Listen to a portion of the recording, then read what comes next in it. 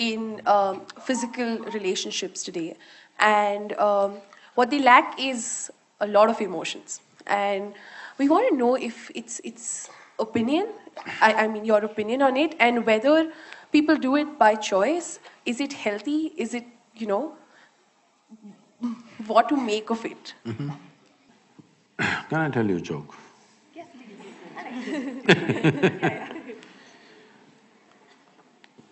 There was one Mrs. Bhatia. No Bhatias? I could change the name. There was one Mrs. Bhatia who was having her 50th wedding anniversary. They had a wedding anniversary, and the next day she filed for divorce. The judge saw the divorce petition. He was also a good family friend. So he called her and he said, "Why you want to divorce your husband? He's such a sweet little thing. Why do you want to divorce him? On what grounds you want to divorce him?" She said, "He's not been faithful to me. He's been cheating me." How do you come to this conclusion? Just yesterday you had your 50th wedding anniversary, you were fine yesterday, how do you conclude this? I got little nostalgic and started flipping through the photo album. Then I saw none of my 5 children resemble him.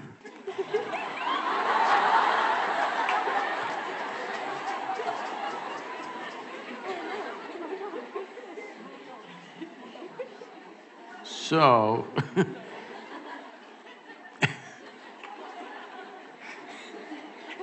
see, right now, do you remember how your great-great-great-great-great-grandmother 10 generations ago looked like? You don't. But her nose is sitting on your face right now. Your body remembers, yes or no? Your body remembers even the skin tone of your forefathers 1,000,000 years ago, it still remembers, not forgotten. So what you're calling as my body is an enormous amount of memory, isn't it? What you carry in your brain as memory is minuscule. What you carry in your body, there is evolutionary memory, there is genetic memory, there is karmic memory, there are articulate and inarticulate levels of memory. There is so much memory. You think you know how to walk right now, please understand, only because your body has built up that memory. If your body forgets, you won't be able to walk. So, the amount of memory for every simple thing that you do, you know what to eat, what not to eat, how to eat, you must put it in your mouth, not in your ears. This may look funny, but you would not know if you don't remember. So your body is a repository of tremendous amount of memory and it's picking up all the time. If you walk from here to here, there may be 50 different kinds of mild smells. You may not consciously notice, but the body is picking it up and it recognizes. All the time it's recognizing, that's how you know what is good smell, what is bad smell, this is this smell, that is…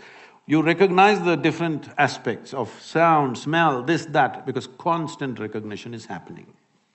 So this body memory, traditionally in this culture, we call this as runanubandha. That means physical memory that you build. You can either consciously build your physical memory or you can simply take in wild amounts of memory and go through lots of physical confusion. So wherever there is impact, I don't know if you still have these things, maybe in your generation is gone, but still there will be people in Bangalore city. If you ask them to… if you try to give them salt, they won't take it, they'll say, keep it there. If you try to give them sesame seeds, they will say, please keep it there. Because they have recognized many substances which can easily carry your memory and it will become mine if I take it. So I don't want to take in memory. This is the reason why generally in this culture, touching each other, shaking hands, these things are avoided. We touch our own 2 hands and do namaskaram because we don't want to go on picking up memory. Because if I as much as touch this memory, it remembers. You try this with 4 of your friends, you touch their hands. Don't try to consciously remember, every day touch their hands, forget about it. Tomorrow, if that person comes and touches you, you know it's this hand, isn't it? So the body remembers, it's not the mind. The physical body remembers, this is called as runanubandha. When there is a sexual interaction or there is any kind of intimacy which involves thought, emotion and body, the amount of memory that is left in your system is very big. It is from this context, they said, you must keep this as simple as possible. There are other aspects where in certain tantric process and all they're involving, they are preparing themselves for years to distance themselves from the body in such a way that the body doesn't pick up anything from anywhere. This is being done like a sadhana, not as sexual promiscuity. So, the question is not of morality, the question is of what is it that you want to do with yourself in your life. If you want to be in such a way that in your life, your inner intelligence will be the most dominant thing in your life, not your physical body, then you must keep the body's memory as simple as possible. This is why simple types of food, people go into very simple kind of food, not complicated. Even now, I eat 1 meal a day and I eat only 1 item in the meal. I won't eat 10. I may eat all of those things another day, but today I'll eat only 1 item because it makes a huge… Just experiment and see, don't go by what I'm saying. Just experiment and see, especially when your examination time comes, eat simple food and see what a difference it makes for your intelligence, how it functions, how alert you are, everything. So, what is it that you're trying to build yourself to? Do you want to build yourself to be a sexual supernova or… No, I'm saying some people may have that intention, that's up to them. But what is it that you want to do with your life is something that you must decide.